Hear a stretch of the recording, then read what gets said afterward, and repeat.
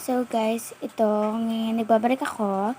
Ngayon na ako dito sa TikTok nag-upload kasi bawal na, sa TikTok. Sa YouTube nag-upload kasi bawal na daw ako mag-TikTok. Kung ano-ano daw videos na gagawa ko. Bawal daw ako. And then, tignan nyo guys, ipapakita ko sa inyo yung mga bago kong ginawa sa CapCut or bago kong mga edit. So, ito siya. First one. Guys, bago pala yon, para makasunod kayo, mag-subscribe kayo sa akin at like nyo tong video na to. Hindi lang to lahat. Game. Ayan.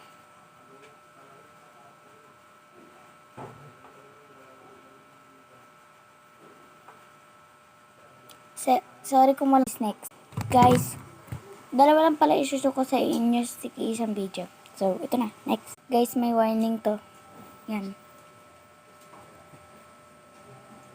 Diba may warning sabi ko sa inyo eh.